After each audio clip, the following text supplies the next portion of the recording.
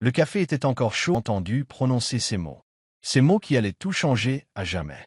J'étais debout dans le couloir devant son bureau, sur le point de lui apporter son café de l'après-midi, comme je le faisais tous les jours depuis 8 ans que nous étions mariés. La porte était entr'ouverte, et sa voix résonnait à travers l'espace. « Écoute, il faut que ça se fasse vite.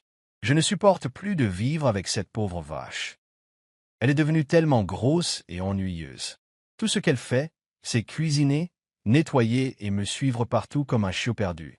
Ça me rend malade. Ça me rend malade. » Mon cœur s'est arrêté. La tasse de café tremblait dans mes mains, mais je ne pouvais plus bouger. Je ne pouvais plus respirer. C'était mon mari qui parlait. C'était James, l'homme qui me disait qu'il m'aimait chaque matin. L'homme qui m'embrassait sur le front en partant au travail. L'homme autour duquel j'ai bâti toute ma vie. Oui, je veux tout. La maison, la voiture, l'entreprise. De toute façon, elle est trop stupide pour riposter. Fais en sorte qu'elle n'obtienne rien. Elle n'a jamais eu de vrai travail de sa vie. Que va-t-elle faire? Pleure. Laisse-la pleurer. Je serai libre de vivre ma vie comme je l'entends. L'avocate à l'autre bout du fil a dû dire quelque chose, car James a ri. C'était un rire froid et laid que je n'avais jamais entendu auparavant. Croyez-moi, elle ne le verra pas venir. Elle pense que nous sommes heureux. Elle pense que je l'aime encore. Si seulement elle pouvait se voir. Elle était jolie quand on s'est mariés, mais maintenant, elle n'est plus qu'une petite chose triste et collante qui me suit partout. Je ne supporte même plus de la toucher. La tasse de café m'a glissé des mains et s'est écrasée par terre. Le bruit résonna dans le couloir comme un coup de feu. Tout devint silencieux. « Attends, » dit James au téléphone. J'ai entendu sa chaise grincer quand il s'est levé. J'ai couru. J'ai couru jusqu'à la cuisine, j'ai attrapé une serviette et je me suis mis à genoux pour nettoyer le désordre. Mes mains tremblaient tellement que je pouvais à peine tenir la serviette. Le café s'étalait partout sur le carrelage blanc, telle une tache sombre qui reflétait la sensation dans ma poitrine. « Emma, que s'est-il passé ?» James apparut dans l'embrasure de la porte, son téléphone toujours à la main. Je levai les yeux vers lui. Cet homme que j'avais aimé pendant 10 ans est marié pendant 8 ans. Son visage était le même que toujours. Des yeux doux, un sourire tendre, une expression inquiète. Mais maintenant, je savais que tout cela était faux. Tout était faux. J'ai fait tomber ton café, j'ai dit d'une voix plus faible que je ne le voulais. Je suis désolé. Je t'en ferai un autre. Il s'approcha et m'aida à me relever, ses mains sur mes bras comme 1000 fois auparavant. Mais maintenant, son contact était glacial. Ne t'inquiète pas, dit-il en me regardant dans les yeux avec ce que je croyais être de l'amour, mais que je savais maintenant n'être rien. Tu vas bien? Tu es pas laid. J'avais envie de crier. J'avais envie de lui lancer quelque chose. Je voulais lui demander depuis combien de temps il préparait ça. Depuis combien de temps il me mentait. Il m'avait prise pour une simple vache minable pendant si longtemps. Au lieu de ça, j'ai hoché la tête et souri du même sourire que je lui adressais depuis des années. Je vais bien. J'ai été un peu maladroit aujourd'hui. Il m'a embrassé sur le front et j'ai dû lutter pour ne pas m'écarter. Pourquoi ne vas-tu pas te reposer? Je vais nettoyer ça. Non, c'est bon. Je peux le faire. Emma. Sa voix était ferme mais douce, le même ton qu'il utilisait quand il pensait être un bon mari. Va te reposer. Je m'en occupe. Je me suis relevé lentement, sentant mes jambes me lâcher. En me dirigeant vers les escaliers, je l'ai entendu répondre au téléphone. Désolé pour ça. Où en étions-nous? Bon, le calendrier. Quand pouvons-nous commencer?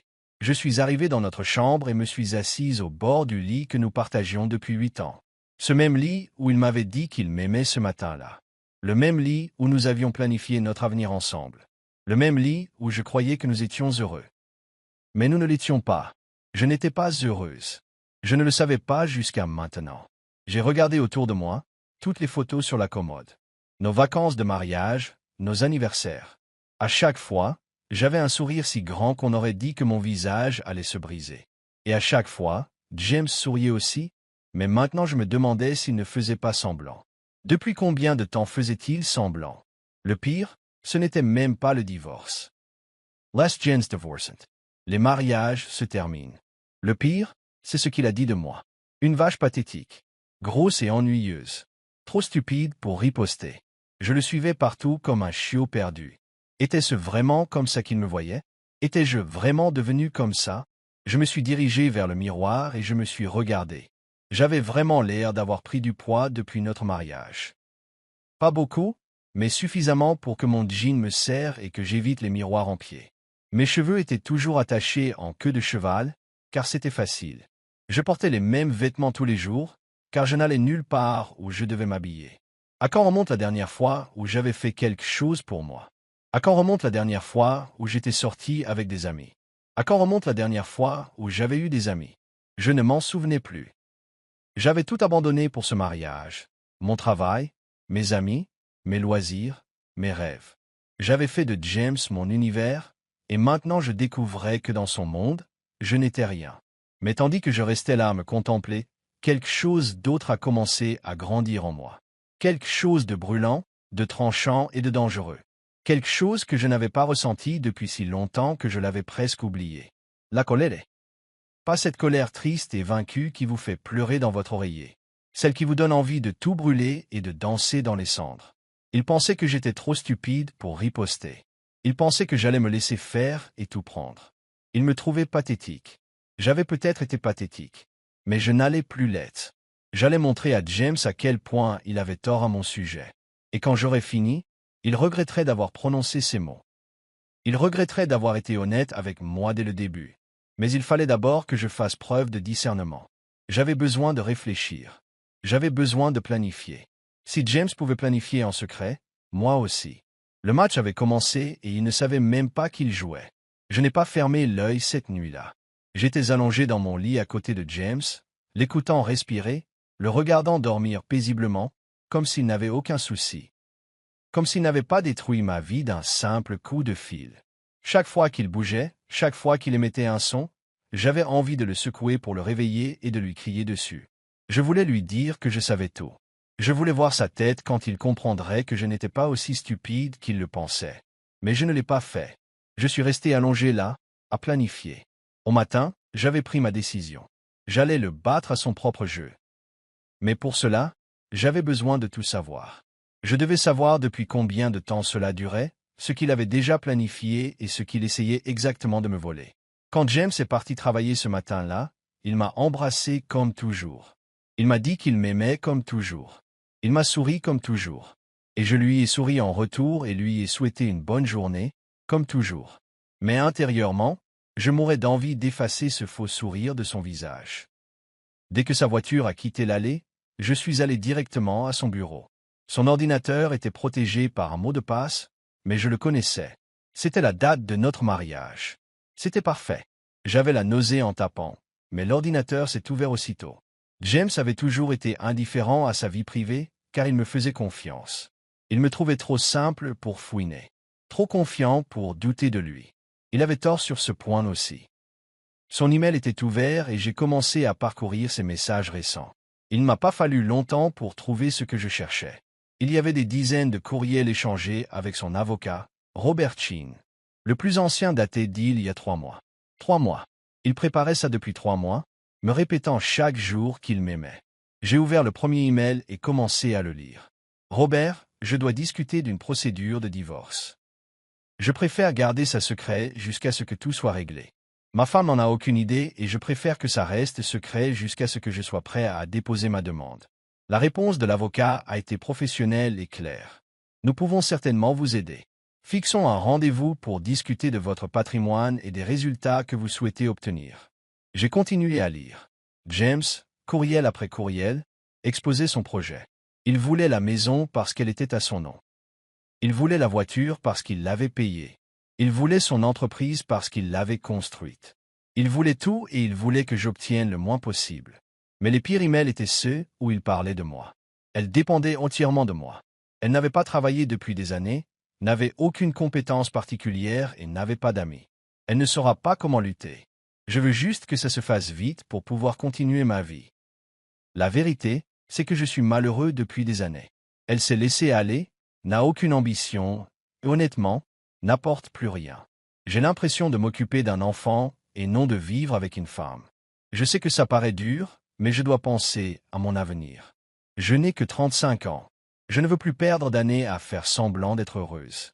Chaque email était comme un couteau dans ma poitrine. Mais j'ai continué à lire, car j'avais besoin de tout savoir. L'avocat lui avait envoyé des documents à examiner. Des documents qui allaient dissoudre notre mariage et partager nos biens. Des papiers qui me laisseraient presque sans rien, tandis que James s'en irait avec la vie que nous avions construite ensemble. J'ai tout imprimé. Chaque email, chaque document, chaque élément de son plan. L'imprimante de son bureau ronronnait doucement tandis que les pages sortaient les unes après les autres, preuve supplémentaire de sa trahison. Quand j'eus terminé, j'avais une pile de papier de 5 centimètres d'épaisseur. Je l'ai emporté à la cuisine et les étalé sur la table, relisant tout plus attentivement. James avait été minutieux. Il avait répertorié tous nos biens et en avait calculé la valeur. La maison valait 400 000 $. Son entreprise valait 200 000 $. Notre compte d'épargne contenait 50 000 $. La voiture valait 30 000 $. Selon son plan, je recevrais 25 000 $ et tous les vêtements et effets personnels que je pourrais emporter. Tout le reste lui appartiendrait. Mais en lisant les documents plus attentivement, j'ai commencé à remarquer certaines choses. Des choses que James avait oubliées ou qu'il ne jugeait pas assez importantes pour en parler à son avocat. La maison était peut-être à son nom, mais j'avais versé 50 000 $ sur mon compte épargne personnel lors de l'achat. J'avais économisé de l'argent de mon travail avant notre mariage. Cet argent aurait dû être le mien. Son entreprise était peut-être prospère aujourd'hui, mais j'avais travaillé bénévolement pendant les 2 premières années, m'occupant de sa comptabilité, répondant au téléphone et gérant les clients pendant qu'il développait sa clientèle. Je n'avais jamais été rémunéré pour ce travail, mais on m'avait promis d'investir dans notre avenir commun. Notre compte épargne portait peut-être son nom, mais la moitié de cet argent provenait de mon héritage au décès de ma grand-mère. Cet argent était censé nous aider à acheter une maison plus grande un jour. James pensait que j'étais trop bête pour me souvenir de ces choses-là. Il pensait que j'étais trop pitoyable pour me battre pour ce qui m'appartenait. Il avait terriblement tort. J'ai passé le reste de la journée à dresser ma propre liste. Chaque contribution que j'avais apportée à notre mariage, chaque sacrifice que j'avais fait pour sa carrière, chaque centime de mon propre argent qui avait servi à construire la vie qu'il voulait maintenant lui enlever. Quand James est rentré ce soir-là, j'avais mon propre plan. « Salut chérie », dit-il en m'embrassant sur la joue en franchissant la porte. « Comment s'est passée ta journée ?»« Bien », dis-je en souriant du même sourire que je lui adressais depuis 8 ans. « Il me tense. »« Comment s'est passé le travail ?»« J'étais occupé », dit-il en desserrant sa cravate. « Je suis crevé. Qu'est-ce qu'on mange ce soir ?» J'avais préparé son plat préféré, un rôti de pommes de terre et de carottes, comme sa mère le préparait. Le même plat que je préparais tous les dimanches, parce que ça le faisait plaisir. « Ça sent bon », dit-il en m'enlaçant par derrière, alors que je me tenais devant le poêle. Son menton reposait sur mon épaule et je sentais sa respiration contre mon cou. Il y a une semaine, ce moment m'aurait fait me sentir aimé. Ça me rendait malade. « James », dis-je en essayant de garder une voix normale. « Puis-je te demander quelque chose ?»« Bien sûr », dit-il en me tenant toujours. « Est-ce que tu penses parfois à notre avenir ? Où nous serons dans 10 ans. » Je le sentis se tendre légèrement, mais sa voix resta décontractée. « Bien sûr que oui. Pourquoi ? Je me demande parfois si nous sommes heureux. Si c'est la vie que nous voulons tous les deux. » Il me fit tourner vers lui, les mains sur mes épaules. Son expression était sérieuse, inquiète. Le mari attentionné parfait. « Emma, CAVA, tu as l'air bizarre ces derniers temps. Quelque chose te tracasse ?» Je l'ai regardé dans les yeux, ces yeux en qui j'avais eu une confiance absolue pendant tant d'années. Des yeux qui me mentaient depuis des mois. « Non », dis-je en me forçant à sourire. « Je vais bien. Je pense juste trop, je suppose. » Il m'a embrassé sur le front et j'ai dû me retenir de m'éloigner. « Arrête de trop réfléchir », a-t-il dit en riant. « Nous sommes heureux. Nous avons une belle vie. Rien ne changera ça. Rien ne changera ça. » Si seulement il savait. Le lendemain matin, j'ai fait quelque chose que je n'avais pas fait depuis 3 ans. Je me suis habillé. Vraiment habillé. J'ai mis ma plus belle robe, la bleue qui était la préférée de James. Je me suis coiffé et maquillé. J'ai même porté des talons. James l'a tout de suite remarqué en descendant prendre son petit déjeuner. « Waouh !» dit-il en me regardant de haut en bas. « Tu es superbe. C'est pour quelle occasion ?»« Pas pour l'occasion, » dis-je en lui servant son café. J'avais juste envie d'être belle aujourd'hui. Il a souri et m'a serré contre lui, m'embrassant plus longtemps qu'il ne l'avait fait depuis des mois. L'espace d'une seconde, j'ai presque oublié ce que je savais de lui. J'avais presque oublié ce qu'il avait dit sur moi. J'avais presque cru que j'avais peut-être tout imaginé. Mais il s'est éloigné et a regardé sa montre. « Je dois courir ?» dit-il. Mais tu devrais t'habiller plus souvent. Tu es magnifique. Tu es magnifique. Le même homme qui m'avait traité de vache minable il y a 2 jours me disait que j'étais magnifique. Après son départ, je suis allé à la banque. Notre banque où nous avions conservé notre argent pendant 8 ans. Où la caissière me connaissait par mon nom, car je venais chaque semaine effectuer des dépôts pour l'entreprise de James. Bonjour Emma, dit-elle en souriant. Comment puis-je vous aider aujourd'hui? J'ai besoin de parler à quelqu'un au sujet de mes comptes, ai-je dit. Tous. Elle avait l'air perplexe. Vos comptes? Les miens et ceux de mon mari. J'ai besoin d'un relevé complet de toutes les transactions des 5 dernières années. Ça m'a pris 2 heures, mais en quittant la banque, j'avais tout ce qu'il me fallait. Chaque dépôt, chaque retrait, chaque transfert. Un aperçu complet de notre vie financière commune. Et cela racontait une histoire bien différente de celle que James avait racontée à son avocat.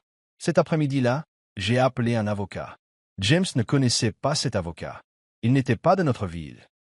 J'ai roulé 1 heure jusqu'à la ville voisine et j'ai rencontré Patricia Williams, une avocate spécialisée dans les divorces où l'un des conjoints tentait de dissimuler des biens. Madame Johnson, m'a-t-elle dit alors que j'étais assis dans son bureau. Dites-moi pourquoi vous êtes ici. Je lui ai tout raconté.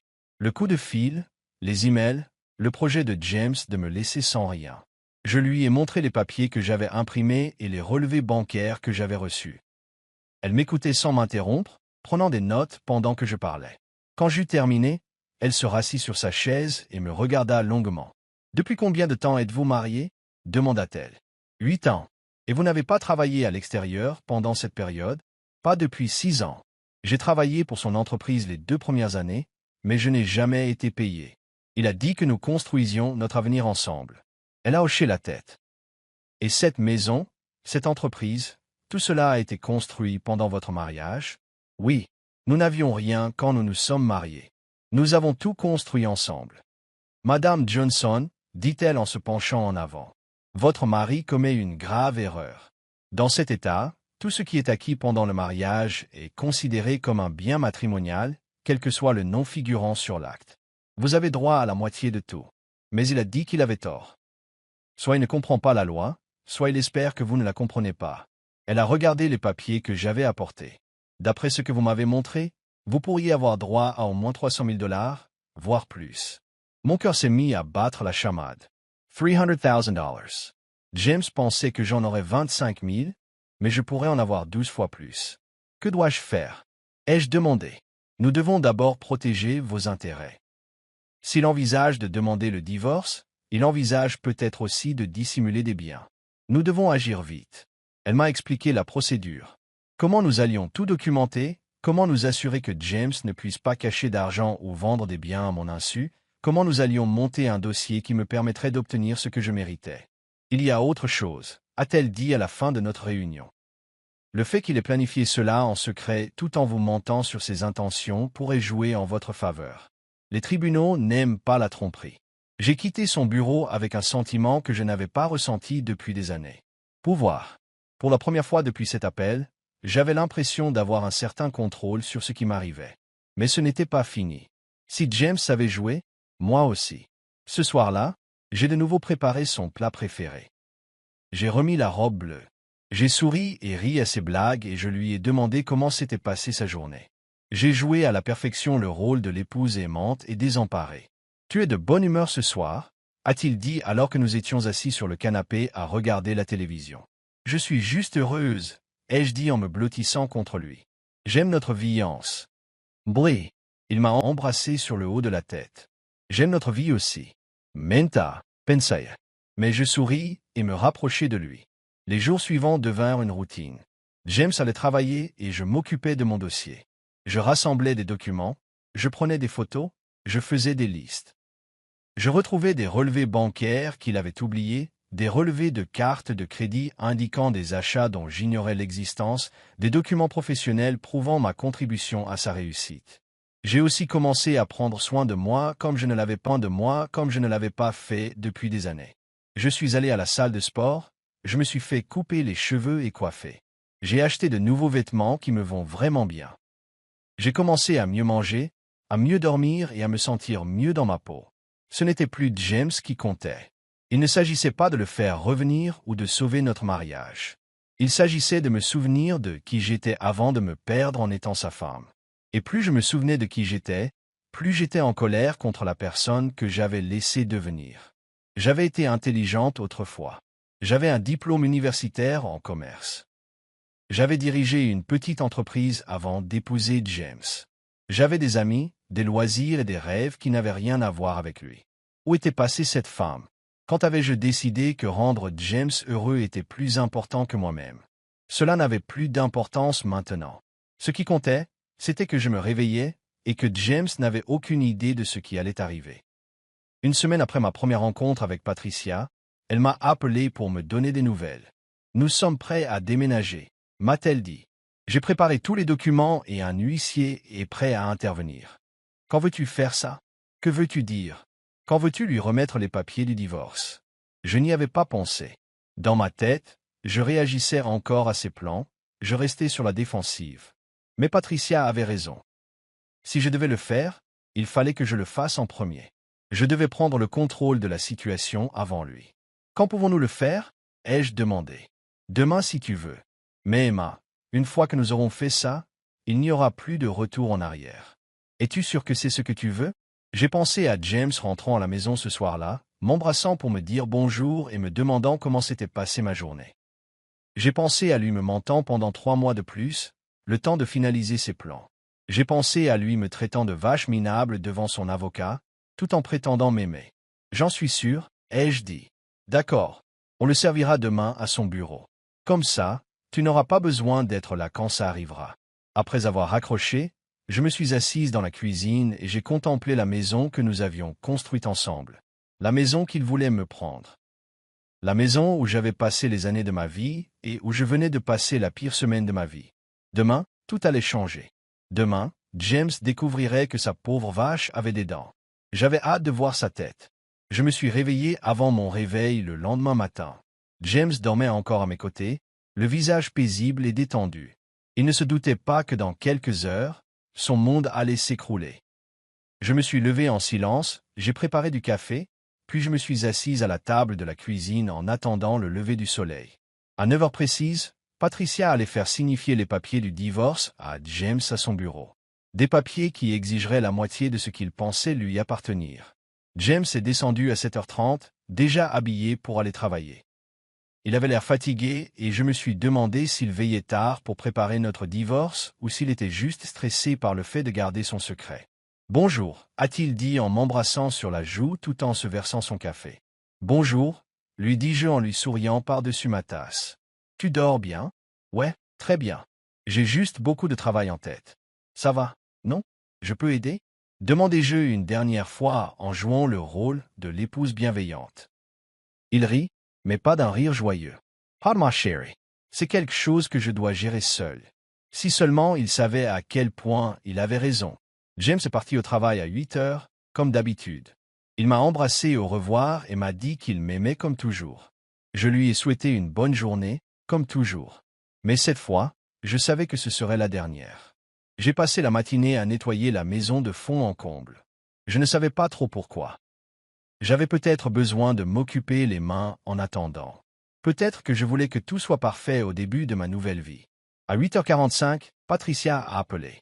L'huissier est en poste, a-t-elle dit. Êtes-vous prêt? Je suis prêt. N'oubliez pas que James essaiera probablement de vous appeler dès qu'il sera servi. Ne répondez pas. Laissez-le transpirer un peu. Quand vous lui parlez, ne discutez pas de l'affaire. Dites-lui d'appeler son avocat. D'accord. Emma, tu is raison.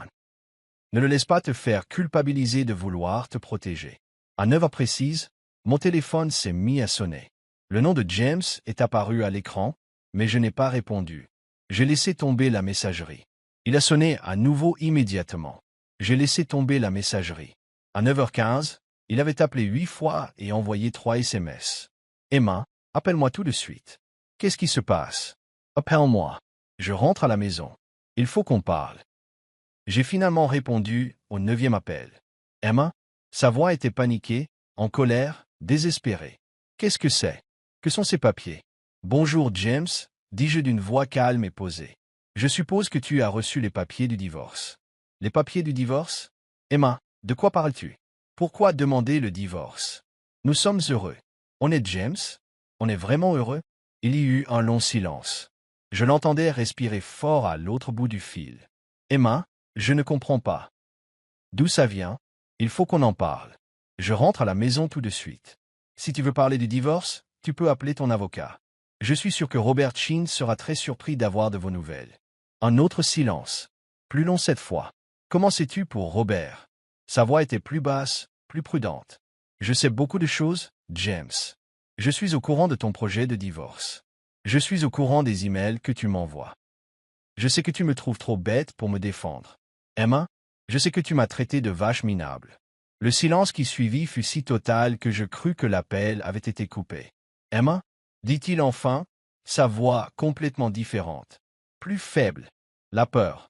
Je peux l'expliquer. Pas besoin d'expliquer.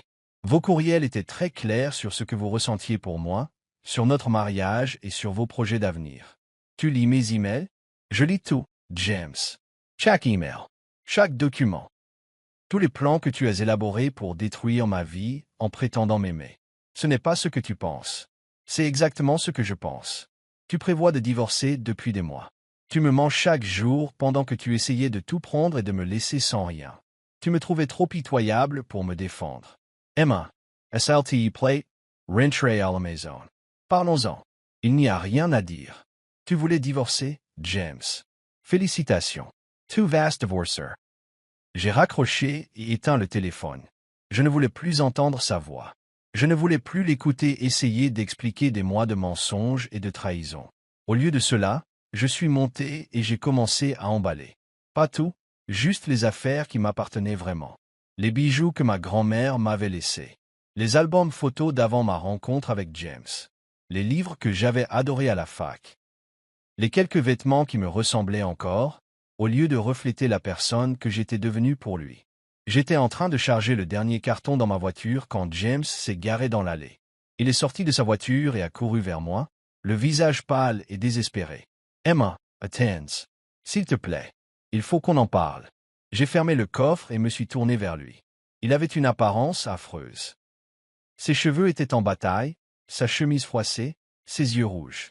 On aurait dit un homme dont le monde venait de s'écrouler. « Bien. Il n'y a rien à dire, dis-je. Bien sûr que si. Emma, je t'aime. On peut arranger ça. Tu m'aimes? J'ai ri, et ça m'a semblé dur, même à mes propres oreilles. Tu m'aimes tellement que tu m'as traité de vache minable et que tu as prévu de me prendre tout ce que j'ai gagné en me laissant sans rien? Je n'ai jamais dit ça. James, j'ai des copies de tous les emails. J'ai des enregistrements de tes appels téléphoniques. J'ai tout. Son visage est passé du pâle au gris. Des enregistrements? Je n'avais rien enregistré, mais il n'avait pas besoin de le savoir. Qu'il se demande ce que je savais d'autre. Où vas-tu? Demanda-t-il alors que je montais dans ma voiture. Un endroit où tu ne pourras plus me mentir. Emma, s'il te plaît. Ne fais pas ça. On peut arranger ça. J'annulerai le divorce. On pourra aller voir un thérapeute. On pourra trouver une solution. J'ai baissé ma vitre et je l'ai regardé une dernière fois. Cet homme que j'avais aimé si profondément. Cet homme qui avait détruit cet amour par son égoïsme et sa cruauté. James, dis-je, tu voulais me quitter. Félicitations. Tu as eu ce que tu voulais. Je suis parti sans me retourner, le laissant planté dans notre allée, l'air perdu et brisé. Mais je n'en avais pas encore fini avec lui. Loin de là. Je me suis enregistré dans un hôtel de l'autre côté de la ville et j'ai passé l'après-midi à discuter de mon dossier avec Patricia. Elle a été impressionnée par la quantité de preuves que j'avais rassemblées et par la qualité de ma préparation. Il va essayer de te contacter, m'a-t-elle prévenu.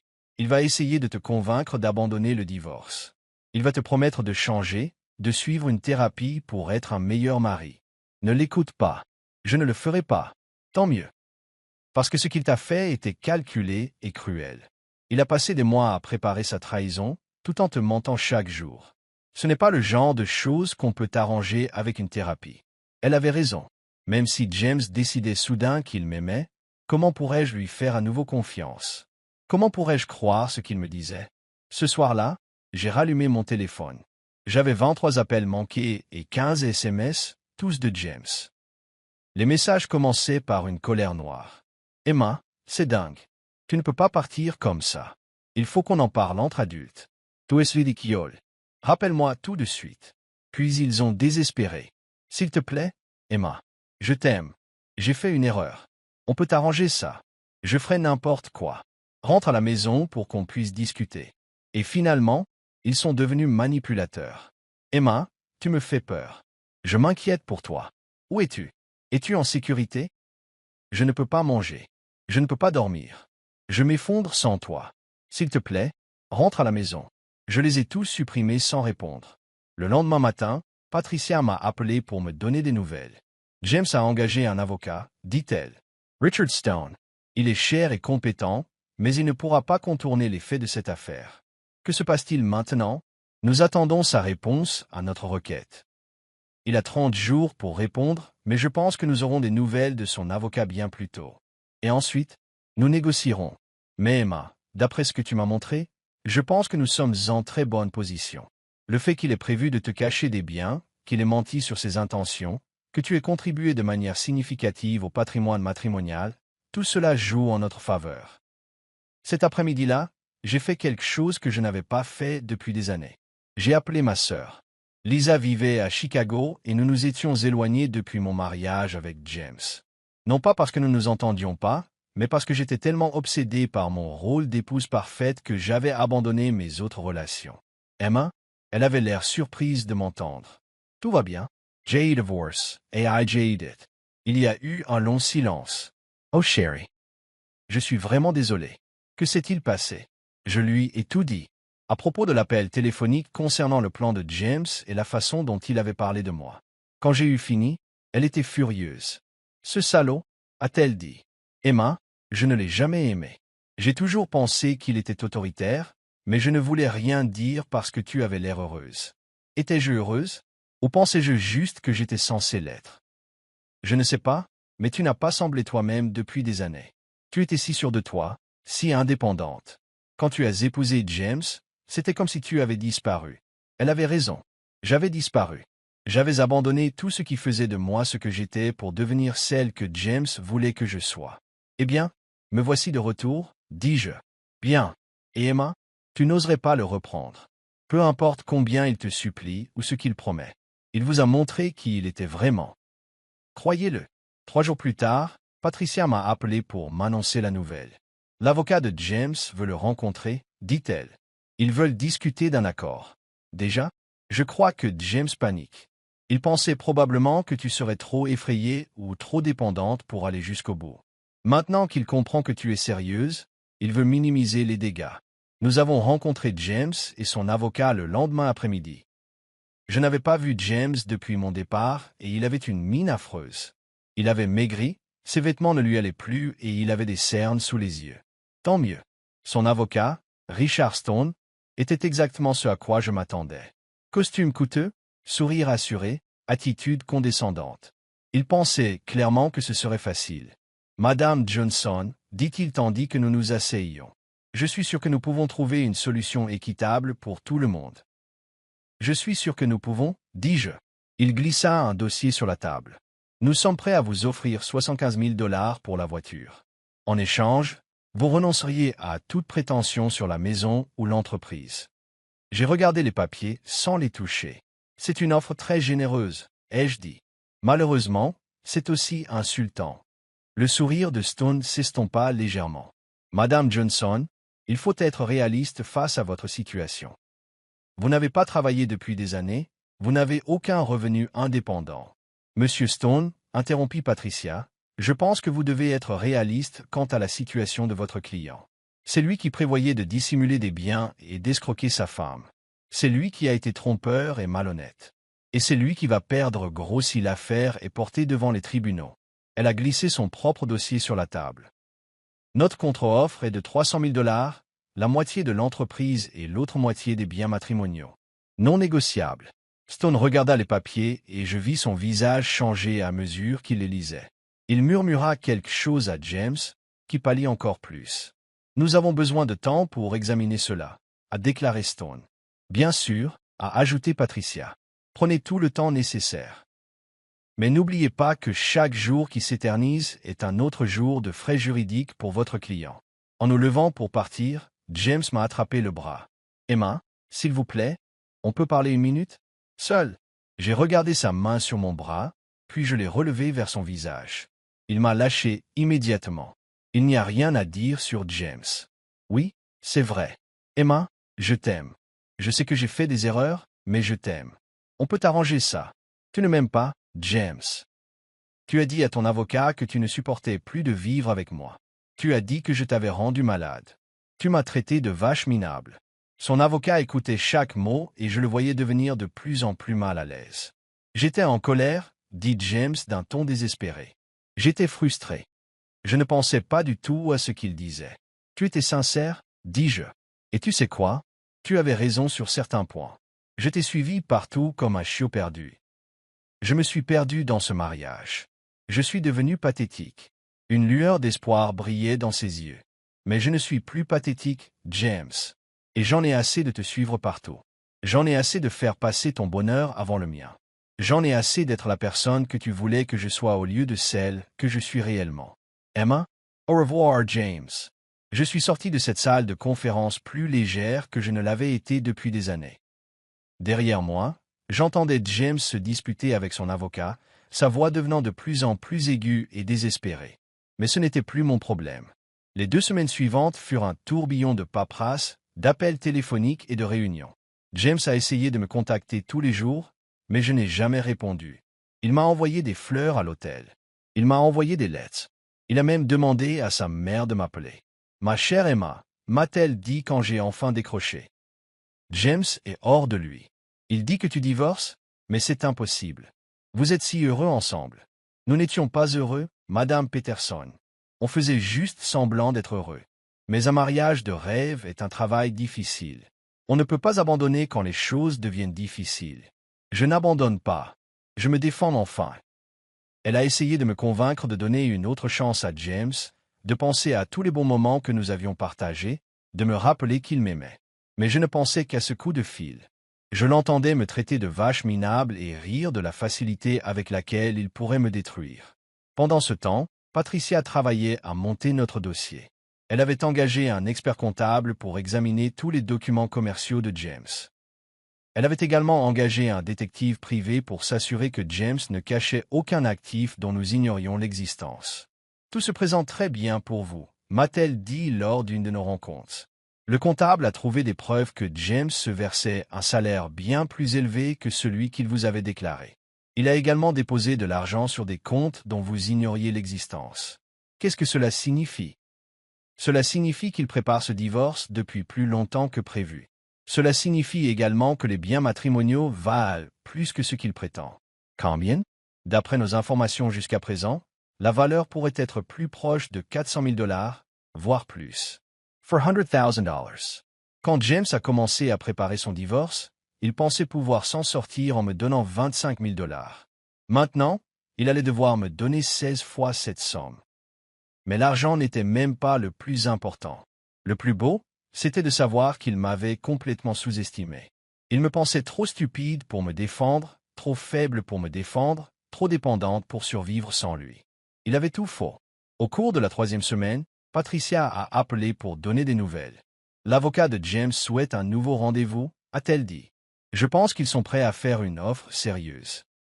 Que pensez-vous qu'ils vont vous proposer? D'après nos conversations, ils poseront environ 200 000 $. C'est toujours moins que ce que vous méritez, mais ça se rapproche du raisonnable. Et si je n'accepte pas, alors, nous irons au tribunal, et d'après les preuves dont nous disposons, je pense que vous obtiendrez tout ce que vous demandez. Peut-être plus. La réunion était prévue pour le lendemain. Cette fois, James avait l'air encore plus mal en point. Ses vêtements étaient froissés, ses cheveux en bataille, et il avait l'air vide, comme quelqu'un qui ne dormait pas ou ne mangeait pas correctement. Mais je me sentais mieux que je ne l'avais été depuis des années. J'allais à la salle de sport tous les jours, je mangeais sainement et je prenais soin de moi. J'avais acheté de nouveaux vêtements qui me correspondaient vraiment, au lieu d'essayer de les cacher. Je me sentais forte, confiante et pleine de vie. Madame Johnson, dit-on en nous asseyant, nous aimerions vous faire une offre révisée. Il m'a tendu un dossier. À l'intérieur se trouvait une offre de 200 000 $ pour la voiture et une petite partie de l'entreprise de James. C'est une offre équitable, a-t-il dit. Plus qu'équitable, compte tenu des circonstances. J'ai regardé les papiers, puis je les ai remis sur la table sans les signer. Non, dis-je. Non. Stone Parrot Surprise. Non. Il ne s'agit plus d'une négociation. Vous avez 24 heures pour accepter notre offre initiale, sinon nous saisirons le tribunal. Stone a commencé à argumenter, mais j'ai levé la main pour dire « Laisse-moi t'expliquer quelque chose », ai-je dit en regardant James droit dans les yeux. Pendant 8 ans, j'ai essayé d'être l'épouse parfaite. J'ai renoncé à ma carrière, à mes amis, à mon indépendance, à mon identité. J'ai fait de ton bonheur le centre de mon univers. James me fixait avec une expression que je n'avais jamais vue auparavant, comme s'il me voyait pour la première fois. Et qu'ai-je obtenu en échange de ce sacrifice? J'ai pu t'entendre me traiter de vache minable. J'ai pu découvrir que tu me trouvais grosse, ennuyeuse et stupide. J'ai pu découvrir qu'alors que je t'aimais de tout mon cœur, tu comptais me jeter comme un déchet. Ma voix devenait plus forte à chaque mot. Bon, je ne suis pas un déchet, James. Je ne suis pas pathétique. Et je ne suis certainement pas stupide. Je suis la femme qui vous a aidé à bâtir votre entreprise. Je suis la femme qui vous a soutenu dans tous vos échecs et qui a célébré tous vos succès. Je suis la femme qui mérite la moitié de tout ce que nous avons construit ensemble. Je me suis levé et Patricia était à mes côtés. 24 heures, ai-je dit. Après ça, on se retrouve au tribunal. En nous dirigeant vers la porte, James m'a appelé. Emma, attends. Je me suis retourné. Je suis désolé. A-t-il dit. Et pour la première fois depuis le début de cette histoire, sa voix semblait sincère. Je suis vraiment désolé pour tout ce que j'ai dit sur toi. Tu n'es pas pathétique. Tu ne l'as jamais été. C'est moi qui étais pathétique. Tu avais raison, dis-je. Tu avais raison. Puis je suis parti, le laissant assis là avec son avocat hors de prix et ses regrets les plus profonds. 24 heures plus tard, Patricia m'a appelé pour m'annoncer la nouvelle que j'attendais. Ils ont accepté notre offre, m'a-t-elle dit. Tout. Les 300 000 $, la moitié de l'entreprise, la moitié des biens matrimoniaux. James te donne tout ce que tu as demandé. Je me suis assise sur le lit de l'hôtel, avec l'impression d'avoir perdu tout l'air de mes poumons. Tout. Tout. Il accepte également de payer vos frais juridiques. Pourquoi? Pourquoi accepterait-il tout cela? Parce que son avocat lui a finalement fait comprendre que s'il était jugé, il risquait de perdre encore plus. Les preuves de sa tromperie, de ses tentatives de dissimulation d'actifs, de son traitement cruel à votre égard, un juge n'aurait pas été compréhensif. C'était fini. Après des mois de mensonges et de trahison, après des semaines de combat, c'était enfin terminé. Mais aussi heureuse que j'étais d'avoir gagné, il me restait autre chose à faire. Quelque chose que je prévoyais depuis le jour où j'avais entendu James me traiter de vache pathétique. Patricia, j'ai dit, j'ai besoin que tu organises un autre rendez-vous. Emma, c'est fini. Tu as gagné. Pas besoin de le revoir. Crois-moi, j'ai besoin de le revoir une dernière fois. Elle était réticente, mais elle a accepté. La réunion était prévue pour le lendemain après-midi, juste James et moi, avec la présence de nos avocats pour garantir la civilité. J'ai passé la matinée à me préparer avec plus de soin que je n'en avais mis depuis des années. Je suis allé chez le coiffeur, je me suis fait faire les ongles et j'ai acheté une nouvelle robe. Pas le bleu qui était le préféré de James, mais un rouge qui me donnait un sentiment de puissance et de confiance. En entrant dans cette salle de conférence, je voulais que James comprenne exactement ce qu'il perdait. James était déjà là quand je suis arrivé, assis à la table avec son avocat. Il a levé les yeux quand je suis entré et j'ai vu ses yeux s'écarquiller. Il m'a regardé comme s'il ne m'avait jamais vu auparavant. « Emma, a-t-il dit doucement, tu as l'air différente ?» Ai-je terminé pour lui. Je sais. On s'est assis l'un en face de l'autre et pendant un moment, personne n'a rien dit. James me fixait sans cesse avec une expression étrange. « Les papiers sont prêts à être signés » dit Stone, brisant le silence. « Une fois que vous aurez tous les deux signés, le divorce sera définitif dans 30 jours. » Patricia me glissa les papiers sur la table. Je les ai lus attentivement, même si je savais déjà ce qu'elle disait. James garderait la maison, mais me verserait 300 000 $ pour ma part. J'obtiendrais la moitié de son entreprise, qui serait gérée par un tiers et me fournirait un revenu mensuel. J'allais recevoir la moitié de nos économies, la moitié de nos investissements, la moitié de tout ce que nous avions bâti ensemble. C'était plus d'argent que je n'aurais jamais imaginé avoir. C'était suffisant pour acheter ma propre maison, créer ma propre entreprise et construire la vie que je voulais. J'ai signé les papiers et les ai passés à James. Il a pris le stylo, puis s'est arrêté et m'a regardé. Emma, a-t-il dit. Avant de signer, je dois te dire quelque chose. James, prévient son avocat. Non, je dois te le dire. Il posa le stylo et me regarda droit dans les yeux. Je me trompais à ton sujet. Surtout, tu n'es pas pathétique. Tu n'es pas stupide. Tu n'es rien de ce que j'ai dit. J'ai says, this J simplement. Et toi? Parce que je viens juste de m'en rendre compte. Assise ici, à te regarder, à voir qui tu es vraiment, alors que tu n'essaies pas d'être ce que je voulais que tu sois. Tu es incroyable. Merci de dire ça. Je ne mérite pas ton pardon. Mais sache que je me mentais autant à moi-même qu'à toi. Je me suis convaincu que j'étais malheureux à cause de toi. Mais en vérité, j'étais malheureux à cause de moi. Parce que je suis un lâche qui avait trop peur d'être honnête sur ce que je voulais vraiment. Et que voulais-tu vraiment, James? Il resta silencieux un long moment. Je voulais me sentir important. Je voulais avoir le sentiment de réussir. Je voulais avoir l'impression de réussir dans la vie. Et quelque part, en chemin, j'ai commencé à te voir comme un obstacle plutôt que comme mon partenaire. Tu me voyais comme un obstacle parce que je te rappelais qui tu étais avant de réussir. Tu me voyais comme un symbole de ton ancienne vie et tu voulais te débarrasser de moi pour pouvoir prétendre avoir toujours été la personne que tu es aujourd'hui. Il m'a regardé et j'ai vu dans ses yeux que j'avais raison. Comment le savais-tu? Parce que je te connais, James. Je te connaissais avant que tu aies de l'argent, avant que tu aies du succès, avant que tu aies quoi que ce soit approuvé. Je t'ai connu quand tu n'étais qu'un garçon avec de grands rêves et aucune idée de comment les réaliser. Et tu m'as aidé à les réaliser. Nous les avons réalisés ensemble. Mais tu l'as oublié. Moi, je l'ai oublié. Et j'en suis désolé. J'ai regardé cet homme que j'avais aimé si longtemps, cet homme qui m'avait blessé si profondément, et j'ai ressenti quelque chose d'inattendu. J'ai été pardon, James, et j'ai it. Non pas parce que tu le mérites, mais parce que je mérite de laisser ma colère s'échapper. Il reprit la plume, et, cette fois, signa les papiers sans hésiter. Que vas-tu faire maintenant? Demanda-t-il alors que nous nous apprêtions à partir. Je vais vivre ma vie, dis-je. La vie que je veux, pas celle que quelqu'un d'autre veut pour moi. Seras-tu heureuse? J'ai souri, et, pour la première fois depuis des mois, c'était un vrai sourire. Je le suis déjà. 6 mois plus tard, je vivais dans un bel appartement en centre-ville, le genre d'endroit dont j'avais toujours rêvé, mais que je n'aurais jamais cru pouvoir me permettre. J'avais mon propre espace, mes propres horaires, ma propre vie. Le divorce m'avait apporté bien plus que de l'argent. Cela m'a donné une certaine liberté. J'ai utilisé une partie de cet argent pour retourner à l'école et obtenir un master en administration des affaires. J'ai utilisé une autre partie pour créer ma propre société de conseil, aidant les petites entreprises à gérer leurs finances et leur fonctionnement. Les compétences que j'avais acquises en gérant l'entreprise de James au cours des premières années se sont avérées plus précieuses que je ne l'avais imaginé. Mais le plus important n'était ni l'argent, ni la carrière, ni les études. Le plus important, c'était de me souvenir de qui j'étais. J'ai renoué avec de vieux amis que j'avais perdus de vue pendant mon mariage. Je me suis fait de nouveaux amis grâce à l'école et au travail. J'ai repris des loisirs que j'avais abandonnés des années auparavant. J'ai voyagé dans des endroits que j'avais toujours rêvé de voir, mais que je n'avais jamais eu le courage d'explorer seul.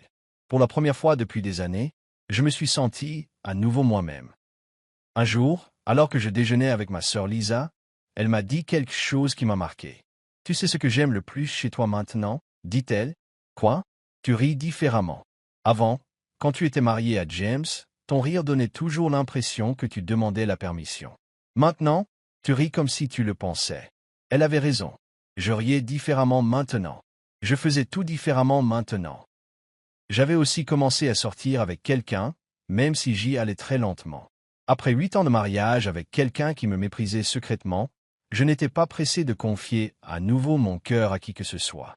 Mais j'apprenais à me faire confiance. J'apprenais à reconnaître la différence entre quelqu'un qui m'aimait pour qui j'étais et quelqu'un qui m'aimait pour qui il voulait que je sois. Un soir, alors que je travaillais tard à mon bureau, mon téléphone a sonné. Le numéro m'était familier, mais je ne l'avais pas vu depuis des mois. C'était James. J'ai failli ne pas répondre, mais la curiosité l'a emporté. « Bonjour James. » Emma. Sa voix était différente. Plus faible, en quelque sorte. « Comment vas-tu? »« Je vais bien. »« Comment vas-tu? »« Je vais bien. » Il marqua une pause. « Franchement, je ne suis pas très doué. Puis-je te demander quelque chose? »« Quoi? Esto heureuse? » C'était une question si simple, mais elle m'a fait réfléchir à ma réponse. Oui. J'ai finalement dit. Je le suis vraiment. Bien. C'est bien. Je suis content. Il y eut un long silence. James, pourquoi m'appelles-tu? J'ai beaucoup réfléchi à ce que tu as dit lors de notre dernière rencontre. À la façon dont je te voyais comme un obstacle plutôt que comme mon partenaire. Tu avais raison. Ok. Le truc, Emma, c'est que j'essaie de comprendre pourquoi j'ai fait ça. Pourquoi j'ai gâché la meilleure chose qui me soit jamais arrivée. Et je crois que je comprends enfin. Qu'est-ce que tu comprends? J'avais peur. Pas de toi, mais de mon besoin profond de toi. À quel point je dépendais de toi. À quel point tu m'as rendu meilleur. Je n'ai rien dit. Je t'ai juste écouté. Quand on s'est mariés, j'ai su que j'avais de la chance de t'avoir. Je savais que tu étais trop bien pour moi. Et au lieu d'essayer de te mériter, j'ai passé des années à me convaincre que tu n'étais pas aussi incroyable que tu le es en réalité. Pourquoi me dis-tu ça?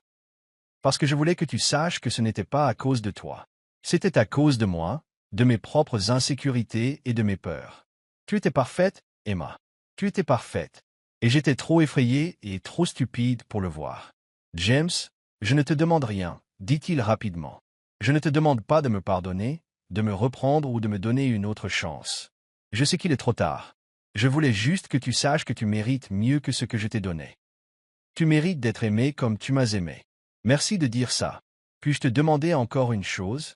Quoi? Penses-tu parfois à nous? À ce qu'on avait avant que je ne gâche tout? J'ai réfléchi à sa question. Est-ce que j'ai pensé au bon moment? L'homme que je croyais être James avant de découvrir qu'il était vraiment me manquait? Parfois, je lui ai dit honnêtement. Mais pas comme tu pourrais le croire. Que veux-tu dire? Je pense à la femme que j'étais quand j'étais avec toi. Comment je me suis perdu en essayant d'être ce que tu voulais. Comment j'ai abandonné tout ce qui faisait de moi ce que j'étais. Et je suis reconnaissante que ce soit terminé. Parce que si tu ne m'avais pas trahi, j'aurais peut-être passé le reste de ma vie à être cette version de moi-même. La petite version silencieuse et invisible qui vivait pour rendre quelqu'un d'autre heureux. Tu n'as jamais été invisible pour moi. Si, je l'étais. Tu as arrêté de me voir il y a des années. Tu voyais ce que tu voulais voir, ce qui te convenait. Mais tu ne m'as pas vu. Tu as raison, dit-il doucement. Je suis désolé. Je sais que tu le es. Et James, j'espère que tu trouveras le bonheur. Le vrai bonheur, pas celui qui consiste à rabaisser quelqu'un pour se sentir mieux. Merci Emma. Pour tout. Pour m'avoir aimé alors que je ne le méritais pas. Pour t'être battu pour toi quand j'ai essayé de tout te prendre. Pour être la personne que tu es. Après avoir raccroché, je suis resté assise à mon bureau à réfléchir longuement à cette conversation. À propos du pardon, du dépassement de soi et de ce que signifie être vraiment heureux. J'ai réalisé que j'avais peur de James depuis si longtemps. Peur de le décevoir. Peur de le perdre. J'avais peur de ne pas lui suffire. J'avais oublié ce que c'était que de ne pas avoir peur. Mais je n'avais plus peur. Ne pas être seul. Ne pas prendre mes propres décisions. Ne pas être exactement qui j'étais sans excuse. Pour la première fois de ma vie d'adulte, j'étais complètement, authentiquement et sans complexe moi-même. Et c'était incroyable. 1 an et demi après mon divorce, j'étais assis à mon bureau à examiner les rapports trimestriels de mon cabinet de conseil lorsque mon assistant m'a frappé à la porte. « Emma, il y a quelqu'un ici qui veut te voir. Il dit s'appeler Michael Chin et souhaiterait nous embaucher pour sa chaîne de restaurants. » J'ai levé les yeux de mes papiers. Je n'ai pas de rendez-vous prévu. Il dit qu'il sait qu'il aurait dû appeler avant, mais qu'il était dans le coin et espérait que tu aurais quelques minutes. J'ai jeté un coup d'œil à mon agenda. J'avais une réunion dans 1 heure, mais je pouvais consacrer quelques minutes à un client potentiel. Envoyez-le. L'homme qui est entré dans mon bureau n'était pas celui que j'attendais. Il devait avoir la quarantaine, un regard bienveillant et un sourire facile. Il était habillé de façon décontractée mais professionnelle, et il y avait quelque chose chez lui qui m'a immédiatement mis à l'aise. « Mademoiselle Johnson », dit-il en me tendant la main. « Merci de me recevoir sans rendez-vous. Je m'appelle Michael Chin. Appelez-moi Emma. Prina's Place. Que puis-je faire pour vous? Je possède 3 restaurants en ville et je compte ouvrir 5 établissements d'ici la fin de l'année prochaine. Un ami m'a recommandé votre entreprise pour m'aider à planifier mes finances et à mettre en place mes opérations. Nous avons discuté pendant une vingtaine de minutes de son entreprise, de ses projets d'expansion et des services qu'il recherchait. Il était intelligent, attentionné et manifestement passionné par son travail. Je dois vous demander, a-t-il dit alors que notre réunion touchait à sa fin. Depuis combien de temps faites-vous ce métier? Vous semblez jeune pour avoir autant d'expérience. J'ai ri. J'ai 33 ans, donc pas si jeune. Mais j'ai démarré cette entreprise il y a seulement 1 an. Vraiment? Que faisais-tu avant? J'étais marié, ai-je simplement dit. Il a haussé un sourcil. C'était ton travail à temps plein? Quelque chose comme ça. Je ne savais pas vraiment pourquoi, mais je me suis rendu compte que j'étais plus honnête avec lui qu'avec mes nouveaux clients. J'ai passé 8 ans à soutenir l'entreprise et la carrière de mon mari. Après notre divorce, j'ai réalisé que j'avais plus de compétences que je ne le pensais. Sa perte? Dit Michael sans hésiter. Pardon? Ton ex-mari. Sa perte? Si vous aviez bâti une entreprise de conseil prospère en 1 an, imaginez ce que vous auriez pu accomplir si vous l'aviez fait depuis le début. Je l'ai regardé, ne sachant que dire. La plupart des gens, lorsqu'ils ont appris mon divorce, ont manifesté leur sympathie ou ont changé de sujet. Michael a été le premier à considérer la perte de James plutôt que ma tragédie. Merci, ai-je dit. C'est une belle façon de voir les choses. C'est la seule façon de voir les choses. On a transformé une situation difficile en quelque chose d'extraordinaire. Cela demande du courage. Nous nous sommes serrés la main et il a promis de m'envoyer ses documents financiers afin que je puisse lui préparer une proposition en bonne et due forme. Après son départ, je me suis mis à repenser à ce qu'il avait dit. Sa perte? Je n'avais jamais envisagé mon divorce sous cet angle auparavant. Je le voyais comme quelque chose qui m'était arrivé, quelque chose que je devais surmonter. Mais Michael avait raison. C'était la perte de James. Il avait laissé tomber une femme qu'il aimait profondément, qui le soutenait inconditionnellement, qui l'avait aidé à réussir. Et qu'avait-il à montrer maintenant? Je savais par des amis communs que James était en difficulté. Ses affaires marchaient bien, mais il se sentait seul. Il avait essayé de sortir avec quelques femmes, mais aucune n'avait duré plus de quelques mois. D'après mon amie Sarah, qui le voyait encore de temps en temps, il semblait perdu et malheureux. Pendant ce temps, je prospérais. Mon entreprise était prospère et en pleine croissance. J'avais une vie sociale bien remplie. J'étais en meilleure santé et plus heureuse que je ne l'avais été depuis des années. Je vivais la vie que je voulais, au lieu de celle que quelqu'un d'autre voulait pour moi. C'était vraiment sa perte. 3 jours plus tard, Michael m'a envoyé ses états financiers accompagnés d'un mot disant « J'ai hâte de travailler avec quelqu'un qui comprend la valeur du travail et des nouveaux départs. » J'ai passé le week-end à examiner ces chiffres et à élaborer une proposition complète. Ces restaurants étaient rentables, mais pourraient être bien plus efficaces avec de meilleurs systèmes et une meilleure planification. J'avais des idées pour rationaliser ses opérations, réduire ses coûts et maximiser ses revenus, ce qui pourrait lui faire économiser des milliers de dollars par mois. Lorsque je l'ai appelé pour fixer un rendez-vous afin de lui présenter ma proposition, il m'a suggéré de me retrouver dans l'un d'eux. Ces restaurants afin que de mes propres yeux. C'est une excellente idée, ai-je dit. Quel endroit serait le plus approprié? Et pourquoi pas celui du centre-ville? Et puisque je vais vous occuper de votre soirée, je vous invite à dîner. Vous pourrez déguster la cuisine tout en parlant affaires. Ça me semblait raisonnable, alors j'ai accepté. Le restaurant était magnifique, avec un éclairage chaleureux, des sièges confortables et une cuisine ouverte où l'on pouvait observer le travail du chef. Michael m'a accueilli à la porte et m'a indiqué une table tranquille dans un coin où nous pouvions discuter en privé. C'est charmant, ai-je dit en regardant autour de moi. Merci. C'était mon premier restaurant. Je l'ai ouvert il y a 5 ans grâce à un prêt familial et au rêve de servir une cuisine chinoise authentique avec une touche de modernité. Au cours du dîner, il m'a raconté son histoire. Comment il avait immigré aux États-Unis enfant, comment ses parents avaient cumulé plusieurs emplois pour subvenir aux besoins de la famille, comment il avait suivi des cours de cuisine et travaillé dans des restaurants étrangers pendant des années avant d'économiser suffisamment pour ouvrir son propre restaurant. On dirait que tu as tout construit tout seul, ai-je dit. J'ai eu de l'aide. Ma famille, mes amis, de bons employés. Mais oui, la plupart du temps, il n'y avait que moi et beaucoup d'heures. C'est impressionnant.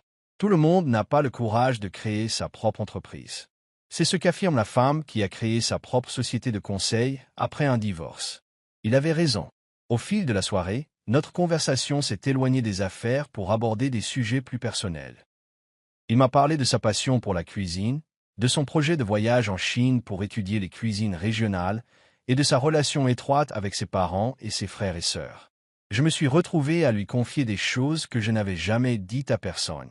Comment je m'étais perdu dans mon mariage, comment j'avais découvert ma force pendant le divorce, comment j'étais encore en train de me forger une identité. Tu as l'air plutôt sûr de toi, m'a-t-il dit. Est-ce que je le fais? Parfois, j'ai l'impression d'être encore en train de me rattraper. C'est peut-être une bonne chose. Peut-être que ça veut dire que tu continues à grandir. Quand nous avons fini de dîner, il était presque 22 heures. Nous avions discuté pendant 3 heures et nous avions l'impression que cela avait duré 30 minutes. Je devrais te laisser rentrer, a dit Michael alors que nous marchions vers le parking. C'était vraiment sympa, dis-je. Merci pour le dîner. Merci pour cette belle conversation. Et Emma? Oui, j'espère que ce ne sera pas la dernière fois qu'on fera ça. Je l'ai regardé, debout sous le lampadaire, cet homme gentil, accompli, intéressant, qui semblait sincèrement désireux de me connaître.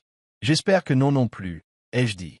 6 mois plus tard, je me préparais à vivre la soirée la plus importante de ma vie. Mon activité de conseil avait tellement grandi que la Chambre de commerce m'avait décerné le titre de jeune entrepreneur de l'année. Il y aurait une cérémonie, un dîner et un discours que j'avais à la fois hâte et peur de prononcer. Alors que je m'habillais dans ma chambre, je pensais à quel point ma vie avait changé depuis mon divorce, il y a 2 ans. J'avais bâti une entreprise prospère, acheté ma propre maison, renoué avec de vieux amis, m'en étais fait de nouveau, et plus surprenant encore, j'étais retombé amoureux. Michael et moi sortions ensemble depuis 5 mois, et c'était une expérience unique. Il me voyait tel que j'étais, m'encourageait à poursuivre mes objectifs et ne m'a jamais fait sentir que je devais être plus petite, plus discrète ou différente pour le mettre à l'aise. Il devait venir à la cérémonie ce soir-là avec ma sœur Lisa, mes parents et plusieurs de mes amis. Pour la première fois depuis des années, j'ai eu droit à toute une foule de supporters qui m'aimaient et me soutenaient, moi qui étais vraiment. On a frappé à ma porte et j'ai ouvert pour trouver un livreur avec un énorme bouquet de fleurs. Emma Johnson, c'est moi. Les fleurs étaient magnifiques, des roses blanches et des lys, avec une carte sur laquelle on pouvait lire. Félicitations pour ta réussite. Tu mérites tout le bonheur du monde. Michael. Il m'avait déjà offert des fleurs hier et m'avait dit combien il était fier de moi.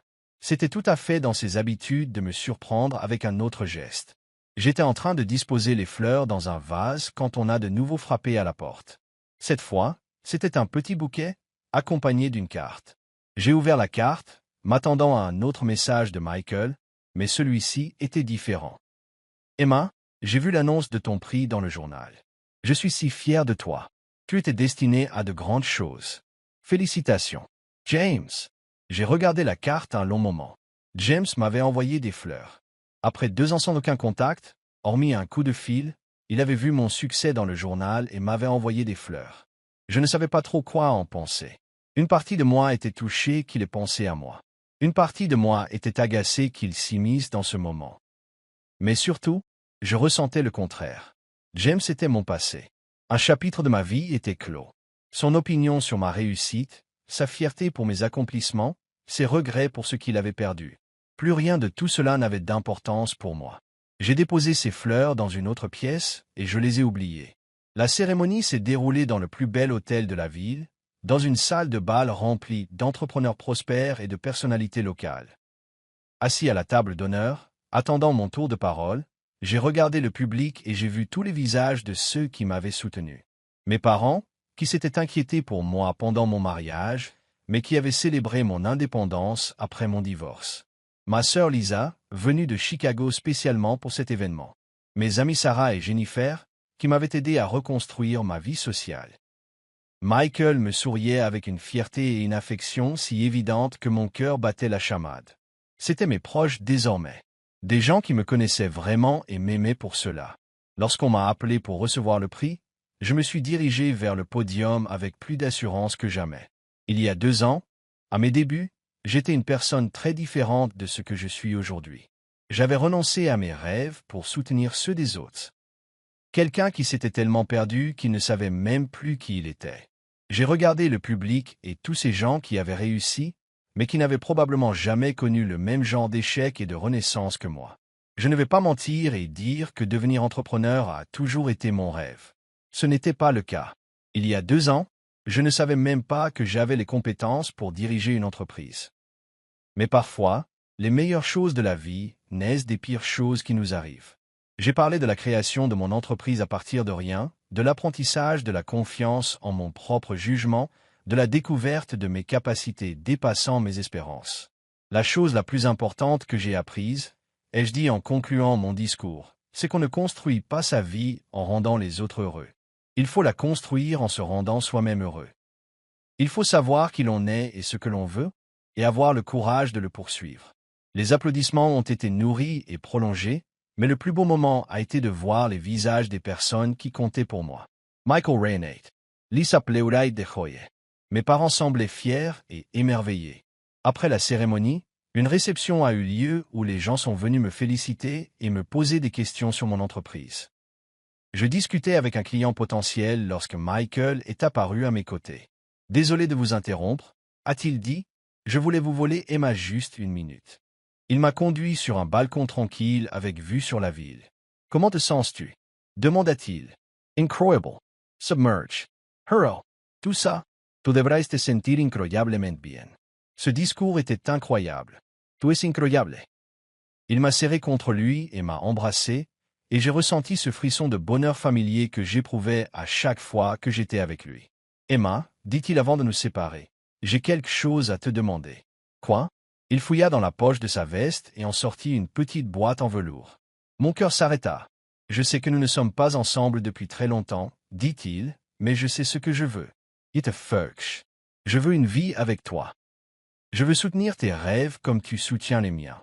Je veux être ton partenaire en toutes choses. » Il ouvrit la boîte et révéla une magnifique bague, simple mais élégante. « Emma Johnson, veux-tu m'épouser » J'ai regardé cet homme merveilleux, cet homme qui m'avait vu au meilleur de ma forme et de ma confiance en moi, et qui était tombé amoureux de cette version de moi. Cet homme qui célébrait ma réussite au lieu de se sentir menacé par elle. Cet homme qui voulait construire une vie avec moi, et non me changer pour m'intégrer à sa vie. Oui, ai-je dit sans hésiter. Oui, absolument. Tandis qu'il me glissait la bague au doigt, j'ai repensé au chemin parcouru pour arriver à ce moment. La trahison qui m'avait brisé. La force que j'avais trouvée pour me reconstruire. Le courage que j'avais trouvé pour créer la vie que je désirais vraiment. James m'avait traité de vache pathétique et avait prévu de me détruire la vie. Il pensait que j'étais trop faible et trop stupide pour me défendre. Mais regardez-moi maintenant. Chef d'entreprise prospère. Lauréate de nombreux prix. Femme amoureuse d'un homme qui a su la reconnaître. James s'était trompé sur toute la ligne. Et sa perte était devenue le fondement de mon plus grand bonheur. La vache pathétique était devenue reine, et ce n'était que le début. Alors que Michael et moi retournions à la réception pour annoncer la nouvelle à nos amis et à notre famille, j'ai ressenti un sentiment d'accomplissement que je n'avais jamais éprouvé auparavant. Non pas parce que je me remariais, mais parce que j'épousais quelqu'un qui aimait la personne que j'étais devenue, et non celle que j'étais auparavant. J'avais gagné. Pas seulement la récompense, pas seulement l'argent du divorce, pas seulement la réussite professionnelle. J'avais reconquis ma vie. Je m'étais reconquise. Et ce fut la plus grande victoire de toutes. La petite fille qui rêvait de réussite et d'indépendance avait enfin grandi. La femme qui s'était perdue dans le mariage avait enfin trouvé la liberté. L'épouse qu'on avait qualifiée de pathétique était enfin devenue la reine qu'elle avait toujours voulu être. James avait voulu me voir disparaître de sa vie, et il avait obtenu gain de cause. Mais en me perdant, il avait perdu la meilleure chose qui lui soit jamais arrivée. Moi, en revanche, je n'avais perdu que du poids. Et j'avais gagné tout ce que je ne savais pas vouloir. Debout sur ce balcon, avec ma bague de fiançailles à la main, contemplant la ville où j'avais bâti ma nouvelle vie, je souriais. Il s'est avéré que la vengeance ne consistait pas à blesser la personne qui vous a fait du mal. Il s'agissait d'être si heureux et de réussir que son opinion sur vous devenait totalement insignifiante. Et j'avais accompli la vengeance parfaite. J'étais libre, j'étais heureux et j'étais exactement celui que j'étais censé être.